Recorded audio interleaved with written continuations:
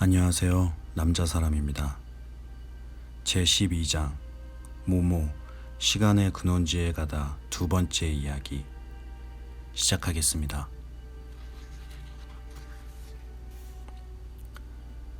세 형제가 한 집에 살고 있어. 그들은 정말 다르게 생겼어. 그런데도 구별하고 보려면 하나는 다른 둘과 똑같아 보이는 거야. 첫째는 없어. 이제 집으로 돌아오는 참이야. 둘째도 없어. 벌써 집을 나갔지.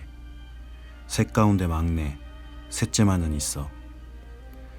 셋째가 없으면 다른 두 형도 있을 수 없으니까. 하지만 문제가 되는 셋째는 정작 첫째가 둘째로 변해야만 있을 수 있어. 셋째를 보려고 하면 다른 두 형 중에 하나를 보게 되기 때문이지.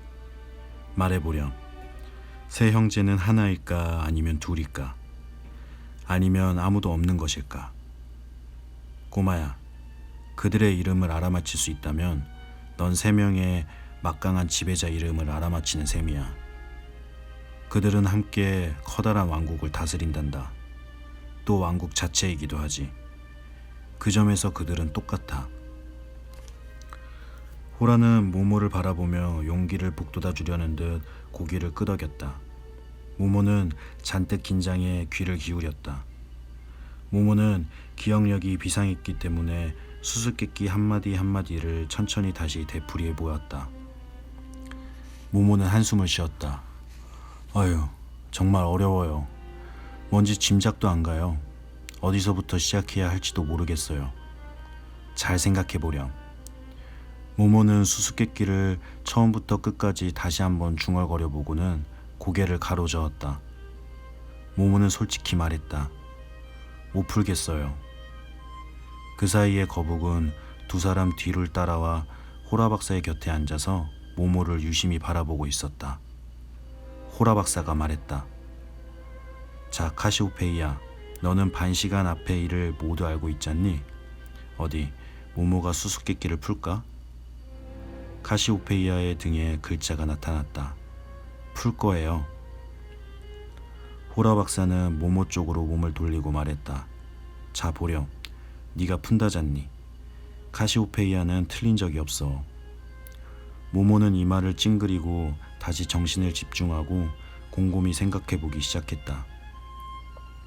대체 어떤 형제가 한 집에 함께 사는 걸까? 사람이 아니라는 건 분명해. 수수께끼에서 형제란 항상 사과씨라든지 이빨이라든지 하여튼 종류가 같은 어떤 것을 뜻하니까. 하지만 이들 세 형제는 서로 다른 형제의 모습으로 변할 수 있다고 했는걸? 서로의 모습으로 변할 수 있는 형제란 뭘까? 모모는 주위를 둘러보았다. 이를테면 일렁이지 않는 불꽃이 타고 있는 촛불이 있지. 밀랍은 불꽃이 되면서 빛으로 변해. 그래, 저게 세 형제인가 봐. 하지만 아니야. 세 형제가 모두 함께 있잖아. 셋 중에 둘은 없어야 하는데 그럼 꽃과 열매와 씨앗 같은 걸지도 몰라. 그래, 정말 많은 부분이 들어맞네. 씨앗은 셋 중에서 가장 작아. 또 씨앗이 있으면 다른 두 형제가 없잖아. 게다가 씨앗이 없으면 다른 둘도 있을 수 없고. 하지만 역시 아니야. 씨앗은 눈으로 잘 볼 수 있잖아. 셋 중에 막내를 보려고 하면 언제나 다른 두 형 중에 하나를 보게 된다고 했는걸? 모모의 생각은 계속해서 왔다 갔다 했다. 어떻게 풀어야 할지 실마리조차 잡을 수 없었다. 하지만 카시오페이아는 해답을 찾을 수 있을 거라고 하지 않았는가. 모모는 처음부터 다시 시작하기로 하고 수수께끼 한마디 한마디를 다시 한번 중얼거려 보았다. 첫째는 없어. 이제 집으로 돌아오고 있는 참이야. 하는 대목에 이르자 거북이 깜빡깜빡 눈짓을 했다. 거북 등에 네가 아는 거야 라는 글이 나타나더니 곧 사라졌다. 호라 박사는 이쪽을 돌아보지도 않으면서 싱긋 웃으며 말했다. 쉿, 카시오페이아, 힌트 주지 마라. 모모는 혼자서도 잘할 수 있어. 모모는 물론 거북 등의 글을 보았고 무슨 뜻인지 곰곰이 생각했다. 카시오페이아가 아는 게 뭘까? 카시오페이아는 내가 수수께끼를 풀 거라는 걸 알고 있어. 하지만 그건 아무 뜻도 없는데. 그럼 카시오페이아가 아는 게 또 뭐가 있지? 카시오페이아는 앞으로 일어날 모든 일을 알고 있어. 그러니까 카시오페이아가 아는 건? 모모는 큰 소리로 말했다. 미래다. 첫째는 없어. 이제 집으로 돌아오는 참이야. 그건 미래예요. 호라 박사는 고개를 끄덕였다. 모모는 말을 이었다. 그리고 둘째도 없어. 벌써 집을 나갔지. 그건 과거예요. 호라 박사는 또 한 번 고개를 끄덕이며 흐뭇한 미소를 지었다. 모모는 생각에 잠겨 말했다. 하지만 지금부터가 어려워요. 셋째는 대체 뭘까요? 셋 중에 막내라고 했어요. 하지만 셋째가 없으면 다른 둘도 없다고 하잖아요. 또 셋 중 유일하게 있다고 하고요. 모모는 곰곰이 생각하다가 불쑥 소리쳤다. 그건 현재예요. 이 순간요.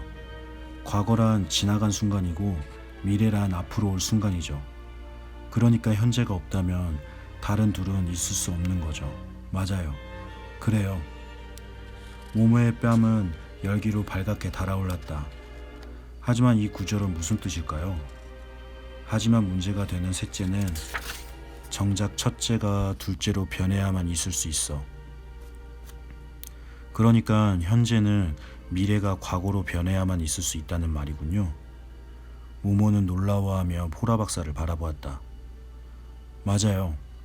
전 그런 생각은 해본 적이 없는데 그렇다면 현재란 처음부터 없는 거고 과거란 미래만 있는 건가요?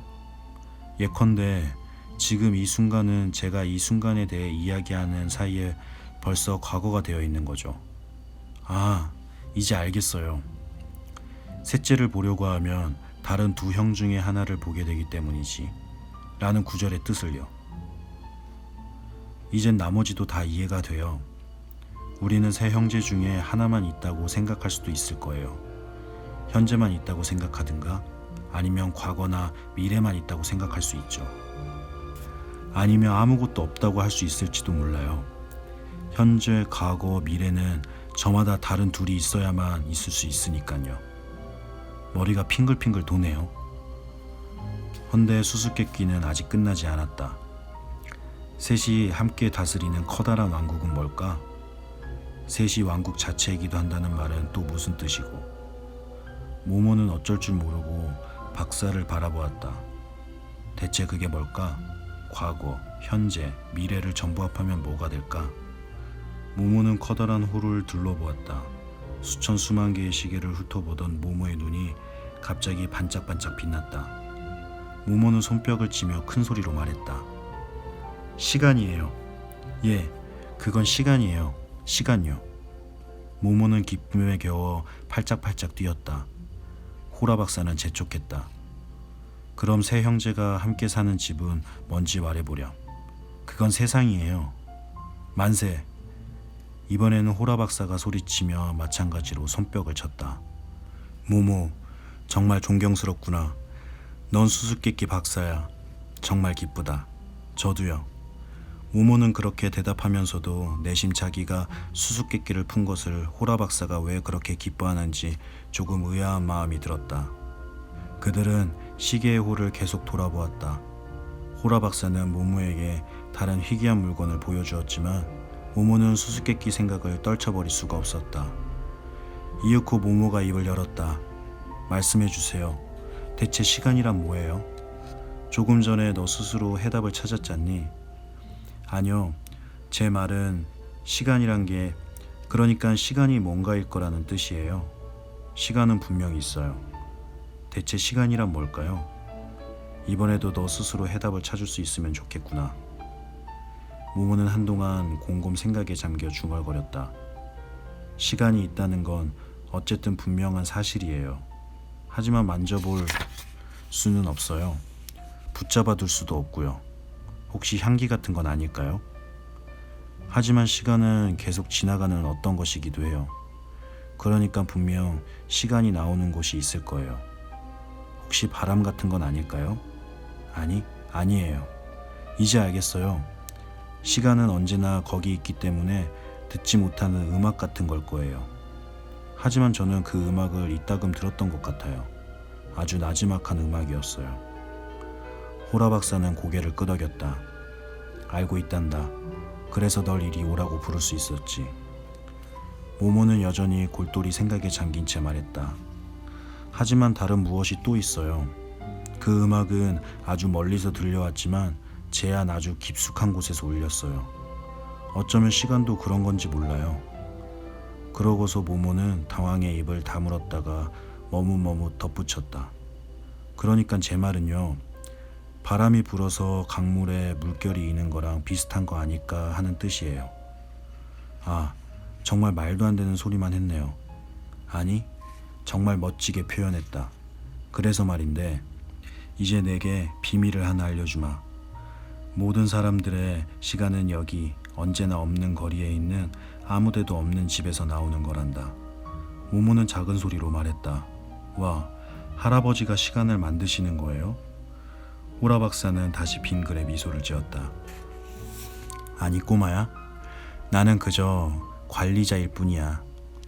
내가 맡은 일은 저마다에게 지정되어 있는 시간을 한 사람 한 사람에게 나누어 주는 거지.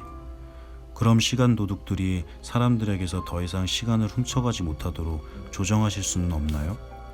그럴 순 없어. 자신의 시간을 가지고 무엇을 하느냐는 문제는 전적으로 스스로 결정해야 할 문제니까.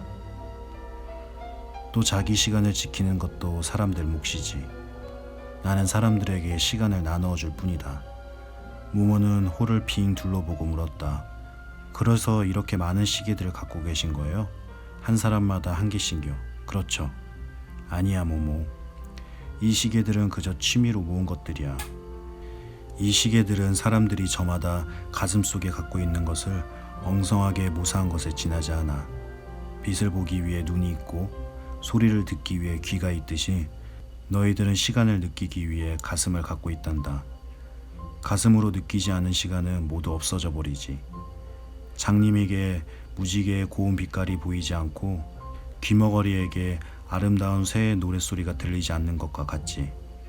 허나 슬프게도 이 세상에는 쿵쿵 뛰고 있는데도 아무것도 느끼지 못하는 눈멀고 귀먹은 가슴들이 수두룩하단다. 그럼 제 가슴이 언젠가 뛰기를 멈추면 어떻게 돼요? 그럼 내게 지정된 시간도 멈추게 되지. 아가, 네가 살아온 시간, 다시 말해서 지나온 너의 낮과 밤들, 달과 해들을 지나 되돌아간다고도 말할 수 있을 게야. 너는 너의 일생을 지나 되돌아가는 게야.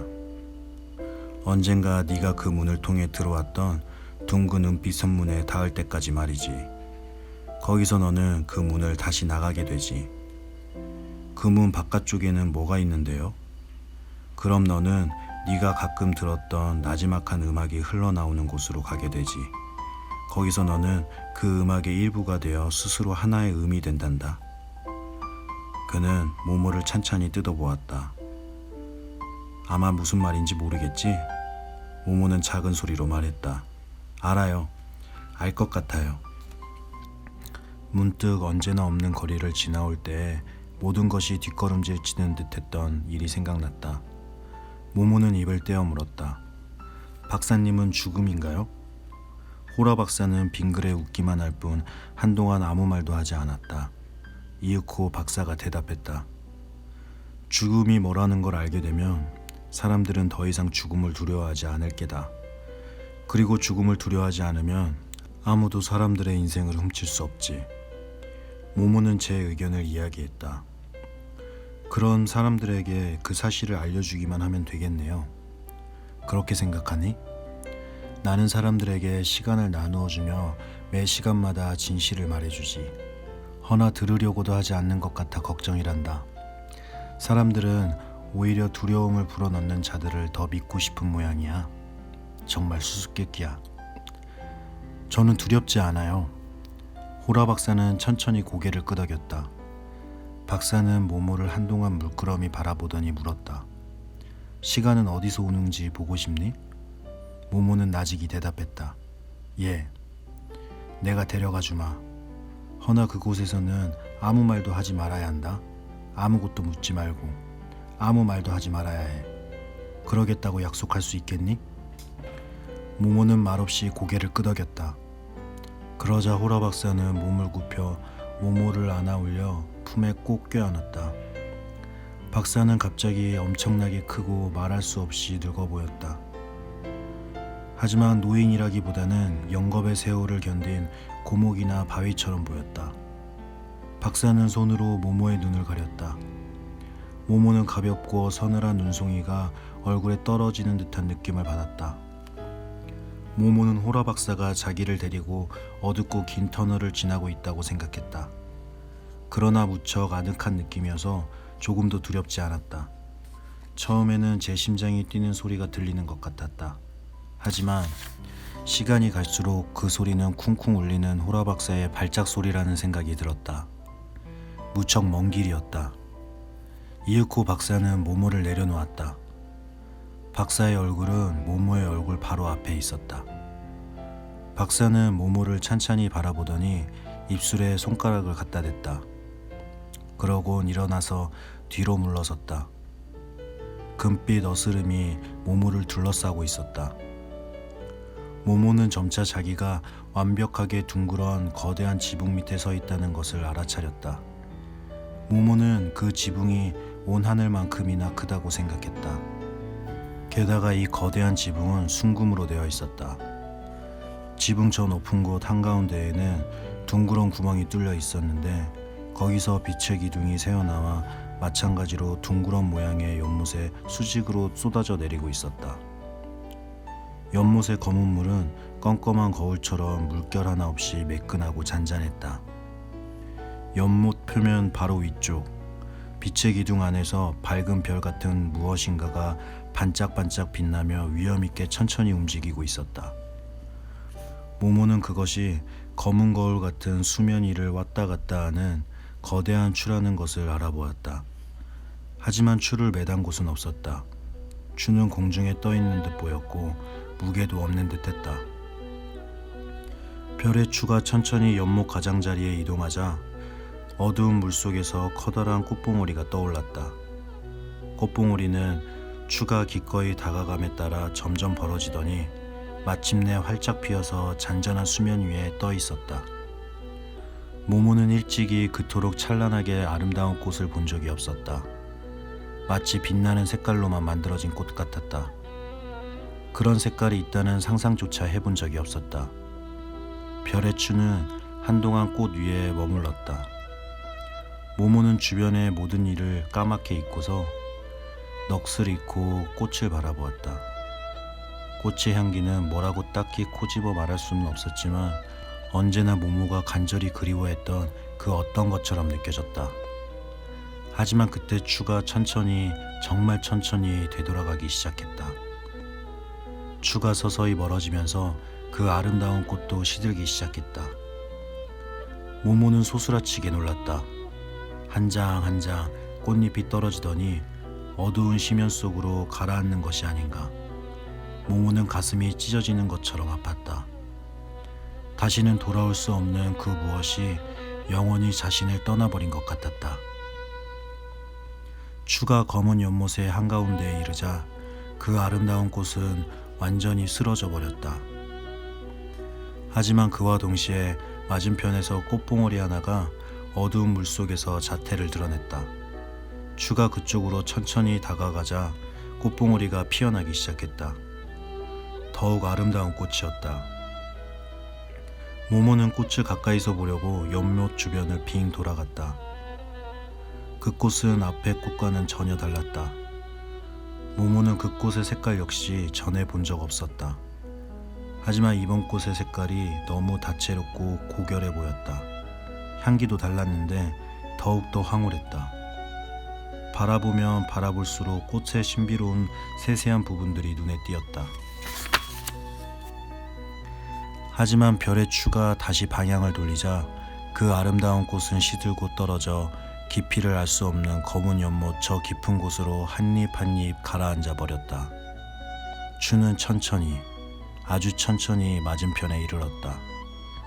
추는 처음에 같은 곳이 아니라 조금 더 앞쪽까지 나아갔다. 그러자 첫 번째 지점에서 한 발 떨어진 곳에서 또다시 꽃봉오리 하나가 솟아나 서서히 피어나기 시작했다. 모모의 눈에는 이 꽃이 가장 아름다운 꽃 같았다. 꽃 중의 꽃. 이 세상에서 단 하나밖에 없는 신기한 꽃이었다. 모모는 이 완벽한 꽃마저 시들기 시작해 어둡고 깊은 물속으로 가라앉는 것을 보자 엉엉 소리내어 울고 싶은 심정이었다. 하지만 호라 박사와의 약속을 생각하고는 입을 꾹 다물었다. 추는 맞은편에서도 한 걸음 더 멀찍이 나갔고 그러자 새로운 꽃이 어두운 물속에서 떠올랐다. 점차 모모는 새로 피는 꽃은 번번이 먼저 본 꽃들과는 전혀 다르다는 것, 그리고 갓 피어난 꽃이 가장 아름답게 보인다는 것을 깨달았다. 모모는 연못가를 빙빙 돌면서 꽃들이 차례차례 피어나고 지는 모습을 지켜보았다. 이 아름다운 광경은 아무리 보아도 지치지 않을 것 같았다. 하지만 모모는 차차 그곳에서 그때까지 눈치채지 못했던 어떤 일이 계속해서 일어나고 있다는 것을 알아차렸다. 지붕 한가운데서 쏟아져 내리는 빛의 기둥은 이제 눈에 보이는 것만으로 그치지 않았다. 모모는 이제 그 소리를 듣기 시작했던 것이다.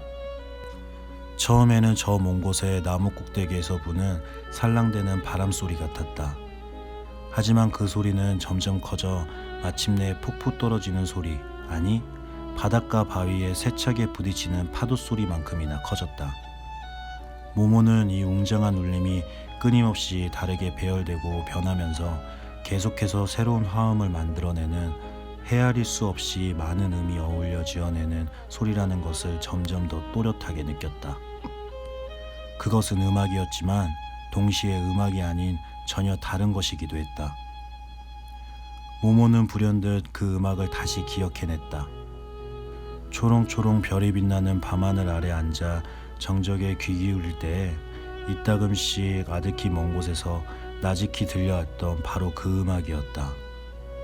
이제 울림은 더욱 맑고 밝아졌다. 모모는 이 소리나는 빛이 제각각 다른 꽃들, 똑같은 모습이 다시는 없는 단 하나뿐인 모양의 꽃들을 어두운 물속 깊은 곳에서 불러내어 꽃봉오리를 피어나게 한다는 것을 어렴풋이 짐작했다. 오래오래 귀를 기울일수록 모모는 낱낱이 소리를 뚜렷하게 구분할 수 있었다. 하지만 그것은 사람의 목소리가 아니라 금과 은, 그리고 다른 온갖 종류의 금속들이 어울려내는 노랫소리처럼 들렸다. 그때 그 울림의 뒤쪽에서 전혀 다른 소리가 흘러나왔다. 아득히 먼 곳에서 들려오는 말할 수 없이 강렬한 소리였다. 소리가 점점 더 또렷해졌기 때문에 모모는 서서히 낱말들을 알아들을 수 있었다. 일찍이 들어본 적이 없었지만 모두 이해할 수 있는 언어의 낱말들이었다. 해와 달, 유성과 별들이 제 진짜 이름을 드러내고 있었다. 그 이름들에는 해와 달과 유성과 별들이 무엇을 하며 어떻게 함께 영향을 미쳐 시간의 꽃 한 송이 한 송이를 탄생시키고 다시 소멸시키는지 그 비밀을 담고 있었다. 모모는 문득 이 모든 말이 자기를 향하고 있다는 것을 깨달았다. 가장 먼 곳에 있는 별을 비롯해 온 세상이 엄청나게 커다란 단 하나뿐인 얼굴을 모모에게 돌리고 모모를 바라보며 말을 걸고 있었다. 그러자 갑자기 두려움보다 더 강렬한 어떤 감정이 엄습해왔다. 그 순간 모모는 자기에게 잠자코 손짓하고 있는 호라 박사를 보았다. 모모는 허겁지겁 박사의 품으로 달려가 가슴에 얼굴을 묻었다. 박사의 두 손이 또다시 모모의 눈 위에 눈송이처럼 살포시 내려앉았다. 어둠과 정적이 내렸다. 모모는 아늑함을 느꼈다. 박사는 모모와 함께 먼 길을 되돌아왔다. 벽시계들로 이루어진 작은 방으로 돌아오자 박사는 모모를 자그마한 소파에 눕혔다. 모모는 속삭였다. 호라 박사님, 전 정말 몰랐어요. 모든 사람의 시간이 그렇게... 모모는 적당한 말을 찾으려 해보았지만 찾을 수 없어서 이렇게 말을 맺었다. 그렇게 위대하다는 걸요. 호라 박사가 말했다. 모모, 네가 보고 들었던 것은 모든 사람의 시간이 아니야. 저 자신의 시간이었을 뿐이지. 사람들에게는 저마다 네가 막 다녀온 장소와 같은 곳이 있단다. 허나 그곳에는 내가 데리고 가는 사람만이 갈 수 있어. 게다가 보통 눈으로는 그곳을 볼 수 없지. 그럼 제가 갔던 곳은 어디예요? 호라 박사는 모모의 헝클어진 머리를 쓰다듬었다. 네 마음속이란다. 모모는 다시 속삭였다. 호라 박사님, 제 친구들을 박사님께 데려와도 될까요? 박사는 대답했다. 안 된다, 아직은. 그럼 전 박사님 집에 언제까지 있을 수 있어요? 네가 네 친구들에게 돌아갈 때까지란다, 아가. 별들이 들려준 얘기를 친구들에게 하는 건 괜찮나요? 괜찮지. 허나 해줄 수 없을 거야. 왜요? 그러려면 우선 네 안에서 표현할 말이 자라나야 한단다. 그래도 전 친구들에게 그 얘기를 하고 싶은걸요. 모두에게 말이에요. 친구들 앞에서 제가 들었던 소리를 노래 불러보고 싶어요. 그럼 모든 일이 다시 좋아질 거예요. 모모, 정말 그러기를 바란다면 우선 기다릴 수 있어야 해. 기다리는 건 하나도 어렵지 않아요. 아가, 기다리는 것은 태양이 한 바퀴 돌 동안 땅 속에서 내가 잠을 자다가 드디어 싹을 틔우는 씨앗과 같은 거란다. 네 안에서 말이 자라나려면 그렇게 오랜 시간이 걸리는 게야. 그래도 하겠니? 모모는 속삭였다. 예. 그럼 이제 가거라. 그러면서 호라 박사는 모모의 눈을 쓸어내렸다. 잘 자라. 모모는 행복한 마음으로 숨을 깊이 들이쉬고는 잠이 들었다. 감사합니다.